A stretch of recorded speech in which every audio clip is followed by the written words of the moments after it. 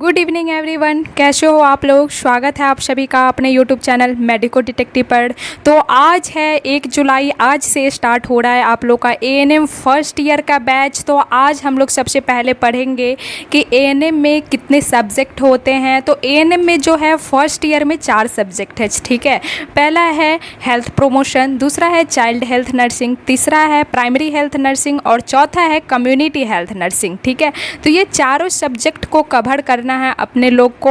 और रजिस्ट्रेशन का जो डेट है आ चुका है, रजिस्ट्रेशन चल रहा है आप लोग का। तो रजिस्ट्रेशन के बाद आप लोग का एग्ज़ाम होगा, तो फटाफट आप लोग को कंप्लीट करना है एएनएम फर्स्ट ईयर का सिलेबस। तो इस चैनल पे आप लोग को चारों सब्जेक्ट का डाला जाएगा वीडियो। आप लोग कंटिन्यू बने रहिएगा इस चैनल पे, वीडियो को लास्ट तक ज़रूर देखिएगा। सभी चीज़ें का आपको इन्फॉर्मेशन इस चैनल पे मिलेगा एएनएम से रिलेटेड। बाकी ये चारों सब्जेक्ट आपको कंप्लीट तैयारी करवाई जाएगी, बस आप लोग बने रहिएगा इस चैनल में। तो चलिए स्टार्ट करते हैं हम लोग। सबसे पहले चाइल्ड हेल्थ नर्सिंग का पहला यूनिट। चाइल्ड हेल्थ नर्सिंग का पहला यूनिट है ग्रोथ एंड डेवलपमेंट। तो सबसे पहले हम लोग ग्रोथ एंड डेवलपमेंट के बारे में जानेंगे कि ग्रोथ एंड डेवलपमेंट होता क्या है। एकदम बिल्कुल बेसिक से जानेंगे हम लोग, ताकि आपको एग्ज़ाम में लिखने में किसी भी तरह की कठिनाई ना आए। और ये जो टॉपिक है ना, ग्रोथ एंड डेवलपमेंट, बहुत ही इम्पोर्टेंट है। वृद्धि और विकास, वृद्धि और विकास से आप क्या समझते हैं, डायरेक्ट यही क्वेश्चन होता है। तो बहुत ही ज़रूरी है आप लोग के लिए ये। तो चलिए हम लोग सबसे पहले इंट्रोडक्शन देख लेते हैं। इंट्रोडक्शन में देखते हैं, यहाँ पे महत्वपूर्ण तथ्य दिया गया है कि देश की जनसंख्या का लगभग 40 से 45% भाग जो है 0 से 15 वर्ष तक के उम्र के बच्चों का होता है। हमारे इंडिया में कितने जनसंख्या है, तो हमारे जनसंख्या में आबादी जो है कुल 140 करोड़ है। 140 करोड़ में 40 से 45% जो है 0 से 15 वर्ष तक के उम्र के बच्चों का है, समझ गए। और इस उम्र में जो होती है ना, तीव्र वृद्धि एवं विकास होती है। यही 0 से 15 वर्ष तक के बच्चों की जो विकास होती है, वृद्धि होती है, बहुत तेज़ी से होती है, ठीक है। और मानव शरीर का जो सर्वाधिक शारीरिक, मानसिक और विकास जो है इसी उम्र के दौरान होता है। आप लोगों ने कभी कभी सुना होगा कि अरे अब तो 18 साल हो गया, 20 साल हो गया, अब क्या बढ़ेगा, अब क्या बुद्धि आएगा। हाँ, ऐसा आप लोग सुने हैं। क्यों? क्योंकि 0 से 15 साल यानी कि 15 साल तक के बच्चों का माइंड जो है ना बहुत ही सेंसिटिव होता है, तेज होता है। उसका दिमाग भी तेज होता है उसी टाइम में, शरीर का भी ग्रोथ होता है उसी टाइम में। देखते होंगे ना आप लोग कि 15 साल तक के बच्चों को खूब बढ़ता होगा, शरीर लंबा चौड़ा होता होगा, जितना बढ़ना होगा उतना बढ़ जाता होगा। उसके बाद जो है 20 साल के बाद वो नहीं बढ़ता है, जितना बड़ा होता है उतना ही बड़ा रह जाता है। यानी कि शारीरिक विकास उसका 15 साल में ही कंप्लीट होता है। हाँ, मानसिक विकास की बात करें तो मानसिक विकास भी 15 साल की उम्र तक काफ़ी तेज़ी से होता है। उसके बाद है कि बालक के उपयुक्त वृद्धि एवं विकास में जो है विभिन्न तरह के आनुवांशिक, हेरिडेटरी, पारिवारिक और वातावरणीय कारणों का बहुत महत्वपूर्ण योगदान होता है। अब जैसे आप लोग सुने होंगे कि आनुवांशिक कारक में माता पिता का जो गुण होता है ना वो बच्चों में जाता है। तो आनुवांशिक कारक भी उपयुक्त होता है बच्चों की वृद्धि और विकास में। पारिवारिक माहौल तो होता ही है, आप जैसा परिवार का माहौल रखेंगे उस तरीके से बच्चों का डेवलपमेंट होगा। किस तरीके से आप अपना माहौल रख रहे हैं, जो आपके बच्चे का डेवलपमेंट हो रहा है, ठीक है। तो बहुत ही ज़रूरी है कि पारिवारिक और वातावरणीय माहौल को ठीक रखा जा सके, ताकि बच्चों का वृद्धि और विकास अच्छे से हो सके। तो यहाँ पर अब हम लोग देखेंगे वृद्धि और विकास की परिभाषा, डेफिनेशन देखेंगे। तो यहाँ पे ग्रोथ, सबसे पहले वृद्धि का हम लोग देखेंगे। बहुत लोग समझ रहे होंगे कि वृद्धि और विकास तो एक ही होता है। नहीं, वृद्धि और विकास एक ही नहीं होता है, बहुत अंतर है दोनों में। यहाँ पे आप पढ़ेंगे तो देखिए, वृद्धि क्या होता है कि वृद्धि जो होता है कोशिकाओं के गुणन तथा अंतरकोशिकीय पदार्थों की वृद्धि से शरीर के विभिन्न भागों के आकार का बढ़ना वृद्धि कहलाता है। यहाँ पे आप लोग क्या पढ़े कि शरीर के विभिन्न भागों के आकार का बढ़ना, यानी कि एक शारीरिक लंबाई की वृद्धि होती है और एक मानसिक वृद्धि होती है। तो शारीरिक आकार में जो वृद्धि होती है ना, जैसे आप छोटे से थे, आपका उंगली छोटा छोटा था, आपका पैर छोटा छोटा था, आपके गर्दन छोटे थे, आपके हाथ छोटे थे, आपके पैर छोटे थे, तो उस टाइम वो जो बढ़ता है ना, वो जो शारीरिक वृद्धि होती है ना, वही कहलाता है ग्रोथ। यानी कि एक लाइन में अगर समझे तो आपके सेल्स के गुणन यानी कि शरीर के विभिन्न आकार का बढ़ना ही वृद्धि कहलाता है। समझ में आ गया? आपको अगर अभी भी समझ में नहीं आया तो एक लाइन दिमाग में रखिए कि शरीर के विभिन्न भाग के आकार का बढ़ना। और शरीर के विभिन्न भाग के आकार का बढ़ना समझ रहे हो ना, आपका शरीर की लंबाई बढ़ रही है। शरीर का अंग जैसे कि मसल्स बड़े हो रहे हैं। पहले आप छोटे थे, आपका बाँह पतला था, पैर पतला था, अब धीरे धीरे बड़े हो रहे हैं उम्र के अकॉर्डिंग, तो आपका पैर भी बड़ा होते जा रहा है, हाथ भी बड़ा होते जा रहा है, उंगली भी बड़े होते जा रहे हैं। तो वो क्या हुआ कि हमारे शरीर के आकार में वृद्धि होते जा रही है, तो वही कहलाता है वृद्धि। वो क्या कहलाता है? वृद्धि। अब हम लोग समझेंगे विकास क्या होता है। तो विकास जो होता है वो शरीर के कार्य की परिपक्वता है, जिससे अंगों की कार्य क्षमता में वृद्धि हो जाती है। वृद्धि तो हुआ कि जो हमारे शरीर के विभिन्न आकार बढ़ रहे हैं, और विकास ये हुआ ना कि साइकोलॉजिकल मैच्योरिटी आपकी बढ़ रही है। बच्चे थे आप जब 5 साल के, तो उस टाइम आपको समझ में नहीं था कि सब्जेक्ट क्या होता है, कैसे पढ़ना है, कैसे खाना है, कैसे कहाँ जाना है, क्या बोलना है, ठीक से बोलने नहीं आता था, वो सारी मैच्योरिटी नहीं था। लेकिन जैसे ही आप 10 साल के हुए, 12 साल के हुए, तो क्या हुआ, आप में मैच्योरिटी आता है, धीरे धीरे विकास होता है। नहीं बोलते हैं हाँ अब बउआ के बुझाई छे, दिमाग आबै छे। हाँ सुने हैं आप लोग कि थोड़ा थोड़ा मानसिक विकास होता है, समझने बूझने की क्षमता आती है, तो वो क्या होता है? डेवलपमेंट होता है। वो क्या होता है? विकास होता है। वर्किंग कैपेसिटी बढ़ती है। आपको जो कम वर्क करने की क्षमता थी ना, आप ABCD ही पढ़ लेते थे, उतने में बोलते थे आज तो मैं बहुत पढ़ी हूँ। तो आपको जब 10 साल के होंगे तो ABCD ही नहीं, ABCD 1 2 संडे मंडे जनवरी फरवरी बहुत सारी चीज़ पढ़ने के आप में कैपेसिटी आ जाएगी, और आपको लगेगा कि अरे आज तो इतना ही पढ़े, थोड़ा और ज़्यादा पढ़ना था, बुक भी रीडिंग करना था, इंग्लिश का ट्रांसलेशन भी बनाना था। तो वो क्या हो रहा है कि आपका वर्किंग कैपेसिटी बढ़ रहा है, साइकोलॉजिकल मैच्योरिटी बढ़ रहा है, सोचने समझने की क्षमता बढ़ रहा है। तो वो क्या हो गया? डेवलपमेंट हो गया। समझ में आ गया? तो एक लाइन में अगर समझे वृद्धि क्या है, तो शरीर के आकार में जो बढ़ना होता है वही वृद्धि है। विकास क्या है? तो आपकी मानसिक विकास जो होती है ना, मानसिक कार्य की परिपक्वता बढ़ती है, काम करने की क्षमता बढ़ती है, वही हो गया विकास। अब यहाँ पे डिफरेंस दिया हुआ है, मुख्य अंतर क्या है? तो यहाँ पे मापन है। मापन को जैसे क्या होता है, मेजरमेंट हम लोग करते हैं, जैसे वृद्धि को लंबाई, वजन आदि के द्वारा मापा जा सकता है, जबकि विकास की बात करें तो इसका आकलन जो है कुशलता, दक्षता एवं परिपक्वता में बढ़ोतरी से किया जाता है। अब जैसे आपके शरीर की लंबाई बढ़ रही है तो उसको मापा जा सकता है कि कितने फीट आप लंबे हैं, कितने इंच के हैं, कितने फीट के हैं। उसके बाद आपका वजन कितना है, कोई बोलेगा 10 किलो है, कोई बोलेगा 15 किलो है, कोई बोलेगा 25 किलो है, तो आप उसको माप सकते हैं ना। आपकी वृद्धि को मापा जा सकता है क्योंकि आपकी लंबाई है, वजन है, ये सबको मापा जा सकता है। लेकिन विकास का आकलन नहीं किया जा सकता है, क्योंकि विकास का आकलन किया जा सकता है कि आपकी सोच समझदारी कितनी है, आप कहाँ पर बैठे हो, किससे बात कर रहे हो, कैसे बात कर रहे हो, आपकी सोच से क्या लोगों पे इफ़ेक्ट पड़ रहा है, आप कैसे चल रहे हो, आप कैसे बोल रहे हो, ये सब डिपेंड करता है कि आपकी विकास बढ़ा है कि नहीं। हाँ, आपका विकास हो रहा है कि नहीं, एज के अकॉर्डिंग आपका विकास हो रहा है कि नहीं, वो किस पे डिपेंड करता है कि आपकी मैच्योरिटी है कि नहीं। आपकी जितनी अच्छी मैच्योरिटी रहेगी उतना लोग बोलेंगे अरे इसमें तो एकदम विकास हो रहा है, डेवलपमेंट है बच्चों में। और वही वृद्धि की बात करें तो फिजिकल एकदम हष्ट पुष्ट हो गया है 10 साल में ही है, तो उसकी वृद्धि हो रही है अच्छी खासी। समझ में आ गया सबको? अब यहाँ पे दिया गया है कि परिवर्तन का प्रकार। परिवर्तन के प्रकार में क्या होता है कि वृद्धि जो है एक मात्रात्मक परिवर्तन है, जबकि विकास जो है परिपक्वता से संबंधित है। वृद्धि क्या है? मात्रात्मक परिवर्तन है, और विकास क्या है? परिपक्वता से संबंधित परिवर्तन है। अब यहाँ पे निर्धारण की बात करें तो प्रत्येक बच्चे में आनुवांशिक रूप से वृद्धि का निर्धारण होता है कि उसके माँ बाप से जो जीन आते हैं बच्चे में, वो निर्धारित करता है बच्चे में कि किस तरीके से डेवलपमेंट बच्चे में हो रही है। अब यहाँ पे हम लोग देखेंगे वृद्धि तथा विकास की विशेषताएं। वृद्धि और विकास की भी विशेषताएं होती है, तो जी हाँ होती है।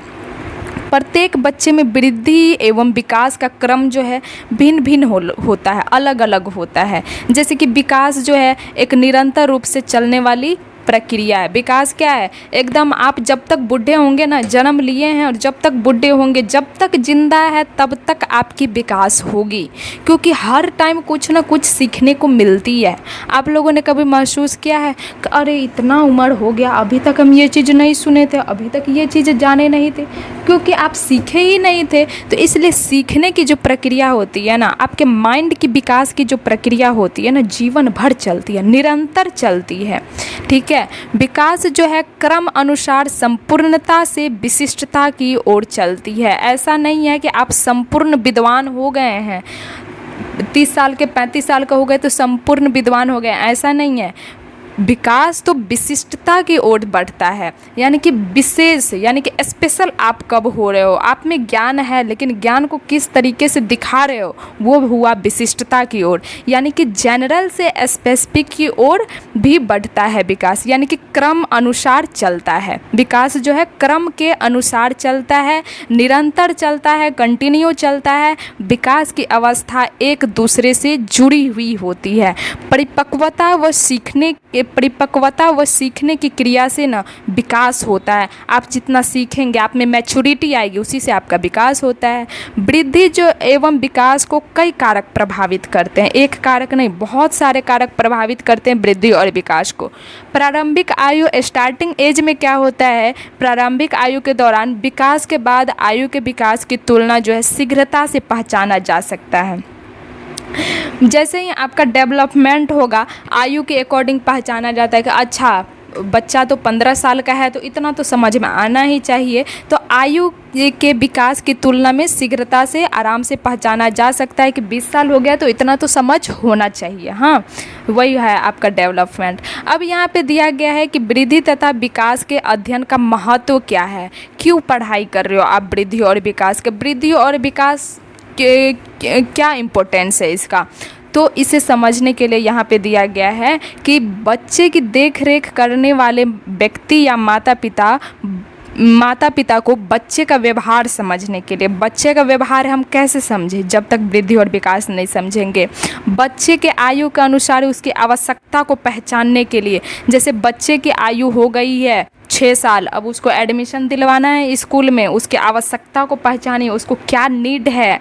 अब जैसे कि बच्चा जो है 6 महीना तक था तो 6 महीना तक उसको ब्रेस्ट फीडिंग ही कराना था, लेकिन 6 महीना के बाद उसको वीनिंग भी चाहिए। वीनिंग आप लोग समझ रहे हो, इसी चैप्टर में आप लोग को पढ़ना है। वीनिंग यानी कि ऊपरी आहार, 6 महीना के बाद तो बच्चे को दूध से ही पेट नहीं भरेगा, ब्रेस्ट फीडिंग से कुछ ऊपरी आहार भी देंगे, जैसे कि सेब को उबाल कर मैश करके, केला को मैश करके, ड्राई फ्रूट को उबाल के मैश करके, दूध में मैश करके ऐसे देना है, दलिया देना है। तो उसको आयु यानी कि एज उसका बढ़ रहा है, उसकी आवश्यकता भी बढ़ रही है। अब जैसे बच्चे 4 साल के 5 साल के होंगे तो किताब कॉपी पे घसने लगेंगे, तो उसको दीजिए, जो चीज़ की ज़रूरत होती है ना वो चीज़ चाहिए, उस चीज़ को पहचान सके माता पिता या जो व्यक्ति पाल रहे हैं बच्चे को, तो उनको ये चीज़ पहचानने के लिए ही वृद्धि और विकास पढ़ाया जाता है। वृद्धि और विकास का यहाँ पे महत्व यही दिया गया है। उसके बाद बच्चे की विभिन्न आयु अवस्था को समझने के लिए कि बच्चे की कौन कौन सी स्टेज है, कौन से स्टेज में क्या चाहिए, कौन सी स्टेज में क्या ज़रूरत होती है, उस स्टेज को समझ पाए माता पिता। उसके बाद है बाल्यावस्था से संबंधित समस्याओं जैसे कि संक्रमण, कुपोषण और अन्य रोगों को समझने हेतु। बाल अवस्था में बहुत सारे इन्फेक्शंस हो जाते हैं, माल न्यूट्रिशन हो जाते हैं, बहुत सारे रोग हो जाते हैं, उस रोग को समझने के लिए वृद्धि और विकास को पढ़ा जाता है। व्यक्तिगत रूप से बच्चे की समस्या पहचान करने के लिए होता है। उसके बाद बच्चे की आवश्यकता के अनुसार संपूर्ण नर्सिंग सेवाएं उपलब्ध करवाने हेतु कि बच्चे की आवश्यकता किस चीज़ की है उसके अकॉर्डिंग उसको नर्सिंग सेवा उपलब्ध करवाई जाए। हाँ, अब यहाँ पे दिया गया है कि वृद्धि तथा विकास को प्रभावित करने वाले कारक यानी कि factors affecting growth and development.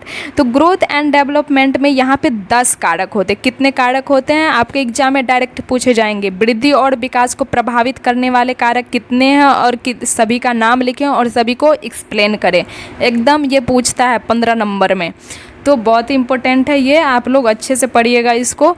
तो कितने कारक होते हैं वृद्धि और विकास को प्रभावित करने वाले, तो 10 कारक होते हैं। पहला कारक क्या है, अनुवांशिकी कारक, जिसको इंग्लिश में बोलते हैं हेरिडिटरी फैक्टर्स।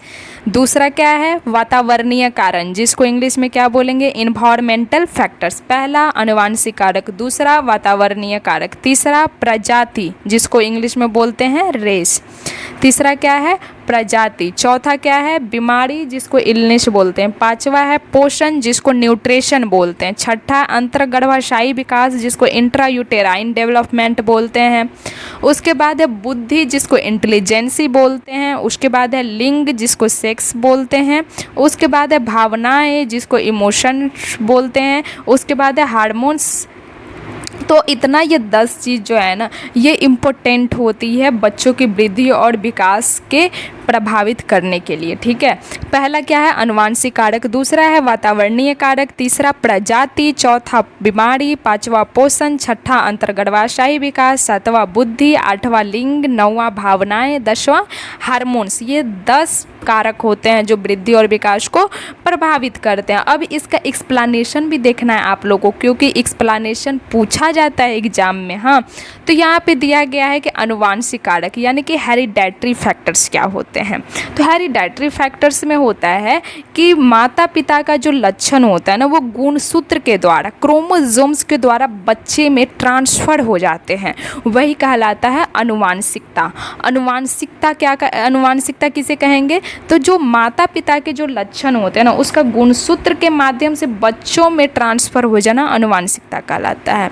बच्चों के शरीर का आकार व बनावट उसे माता पिता से मिलती है। अब जैसे आप लोग अपने गांव में ही इमेजिन करिए कि किसी के बच्चे एक साथ ही हुए, मतलब आज जैसे 1 जुलाई है, पिछले 1 जुलाई को आपके पड़ोसी वाले को भी बच्चे हुए और आपके घर में भी बच्चे हुए। तो पता चला कि पड़ोसी वाले घर का बच्चा जो है नाटा ही रह गया, छोटा ही रह गया, और ये 1 साल में मतलब उतना ग्रोथ एंड डेवलपमेंट नहीं हुआ जितना आपके बच्चे में हो रहा है। वो थोड़ा सा 5 साल के बाद आपका बच्चा जो है लंबाई में इतना हो गया, वज़न में भी हो गया, मतलब 5 किलो 7 किलो का 8 किलो का, उसका बच्चा उतना का उतना ही रहा, थोड़ा सा बढ़ा, थोड़ा सा हुआ। लंबाई में 10 साल के बाद पता चला कि वो बच्चा जो है 3 फीट का हो गया, 4 फीट का हो गया, और ये बच्चा जो है 2 फीट का रहा, 3 फीट का रहा। बौना का आप लोग नाम सुने होंगे, तो उसकी लंबाई कम ही है और इस बच्चे की लंबाई बढ़ी जा रही है, वेट भी बढ़ी जा रही है, मानसिक विकास भी हो रही है। तो वो कभी कभी इसलिए भी होता है ना, क्योंकि माता पिता के लक्षण होते हैं। हो सकता है कि उसके माता पिता भी छोटे होंगे, ताकि उससे क्या हुआ कि उस जीन के कारण बच्चे भी छोटे रह गए, और आपके बच्चे में नॉर्मल थे माता पिता का सब चीज़, तो वो जीन उस बच्चे में गया है, तो वो सारा चीज़ उसका नॉर्मल हो रहा है। तो वो जीन के कारण कभी बच्चा छोटा हो जाता है, कभी मानसिक वृद्धि नहीं हो पाता है, कभी पढ़ाई में कमज़ोर रह जाता है। तो ये सब क्या है कि ये जो है आनुवांशिक जेनेटिक कारण होती है। उसके बाद है आनुवांशिकता के द्वारा कुछ रोग भी माता पिता से बच्चों में स्थानांतरित हो जाते हैं। जैसे कुछ रोग होते हैं ना माता पिता में जैसे हैं, तो वो रोग जो बच्चे पल रहे होते गर्भ में, तो उस टाइम तो वो बच्चे इफेक्टेड हो रहे हैं, तो फिर जब बाहर आते हैं बच्चे तो उस रोग से ना वो ग्रसित हो जाते हैं। तो वो जेनेटिक्स होता है। वो जेनेटिक्स के कारण क्या होता है कि माता पिता से जो रोग होते हैं वो बच्चे में चले जाते हैं और बच्चे भी उस रोग से ग्रसित हो जाते हैं। उसके बाद है इन्वायरमेंटल फैक्टर्स। इन्वायरमेंट फैक्टर्स क्या है बच्चों के वृद्धि और विकास में इसका रोल। तो यहाँ पे यह बच्चे की वृद्धि तथा विकास को प्रभावित करने वाले एक इम्पोर्टेंट फैक्टर्स हैं, जैसे कि सकारात्मक प्रभाव। अब आप अपने बच्चे को एक अच्छा वातावरण जो साफ स्वच्छ ताज़ी हवा युक्त सामाजिक आर्थिक रूप से डेवलप्ड होगा, तो वो बच्चे के सर्वांगीण विकास में सहयोगी होगा। अब बचपन से ही बच्चे को गंदे में रखेंगे, गंदे हैबिट्स सिखाएंगे, उसको सामाजिक चीज़ें का नहीं नॉलेज है, गंदे गंदे चीज़ सीखेंगे, तो उसका क्या होगा कि अच्छे से वृद्धि और विकास नहीं हो पाएगा। आप सोचेंगे कि बच्चे का विकास क्यों नहीं, क्योंकि आपने उसको अच्छा वातावरण नहीं दिया, इसलिए भी होता है। और अगर आप अच्छा वातावरण में रखेंगे एकदम साफ स्वच्छ, क्योंकि बचपन से वही देखेगा, उसका डेवलपमेंट ही उसी तरीके से होगा, ताज़ी हवा युक्त सामाजिक आर्थिक रूप से डेवलप्ड, तो वो बच्चे जो है एकदम सर्वांगीण विकास में सहयोगी हो जाता है। फिर है नकारात्मक प्रभाव। नकारात्मक प्रभाव में होता है कि प्रदूषित वातावरण बच्चे के विकास को नकारात्मक रूप से प्रभावित करता है। गंदे वातावरण से क्या होगा कि बच्चे में नकारात्मक प्रभाव पड़ेगा। उसके बाद तीसरा है प्रजाति रेस। रेस में क्या होता है कि एक ही प्रजाति के जीवों में समान शारीरिक लक्षण दिखाई देते हैं। यहाँ पे एग्जाम्पल में दिया गया है कि निग्रो, जैसे निग्रो प्रजाति के लोगों की त्वचा का रंग काला होता है, मोटी नाक व बड़े आकार के होठ होते हैं, तो उसके बच्चे का भी वही होगा, त्वचा का रंग काला होगा, मोटी नाक होगा, बड़े आकार होंगे, बड़े आकार के होठ होंगे। तो प्रजाति पे भी डिपेंड करता है कि शारीरिक लक्षण बच्चे का कैसा दिख रहा है। उसके बाद है बीमारी, इलनेस में क्या है कि बीमारी के अवस्था के कारण शरीर की वृद्धि एवं विकास जो है रुक जाता है या प्रभावित हो जाता है। अब बच्चे को देखिएगा, जो बच्चे बचपन से बीमार चल रहे हैं तो उसके शरीर की वृद्धि और विकास ऑलरेडी कम हो जाएगा, उसके वजन कम रहेंगे, कुपोषण का शिकार हो जाएगा, जॉन्डिस का शिकार हो जाएगा, उसके माइंड की मैच्योरिटी नहीं बढ़ेगी, विकास नहीं हो पाएगा। तो बीमारी भी एक महत्वपूर्ण कारक है बच्चों की वृद्धि और विकास के लिए। तो आप लोग इतना पढ़ लीजिए, उसके बाद रिवीजन करिएगा, नेक्स्ट डे आपको इससे आगे का बताया जाएगा, ठीक है। तो डेली क्लास चलेगी एएनएम फर्स्ट ईयर का, चाइल्ड हेल्थ नर्सिंग का भी, कम्युनिटी हेल्थ नर्सिंग का भी, प्राइमरी हेल्थ नर्सिंग का भी, हेल्थ प्रमोशन का भी। तो पहले हम लोग ये यूनिट ख़त्म कर लेते हैं, फर्स्ट यूनिट, उसके बाद सेकेंड यूनिट आप लोग का चलेगा, उसके बाद कम्युनिटी हेल्थ नर्सिंग का चलेगा। तो इसी तरीके से आप लोग कंटिन्यू बने रहिएगा और अपने दोस्तों को भी फटाफट शेयर कर दीजिएगा कि अभी स्टार्ट हुआ है बैच। सभी लोग यहाँ पे आके जुड़ के पढ़िए, तब जाके क्या होगा कि आपका एग्ज़ाम अच्छा आ जाएगा, क्योंकि आपका रजिस्ट्रेशन हो चुका है और एग्ज़ाम जो है होगा बापू परिसर परीक्षा में। तो वहाँ भाई कोई चीटिंग नहीं है, आपको एकदम पढ़ना ही पड़ेगा, पढ़ेंगे अच्छे नंबर्स लाएंगे।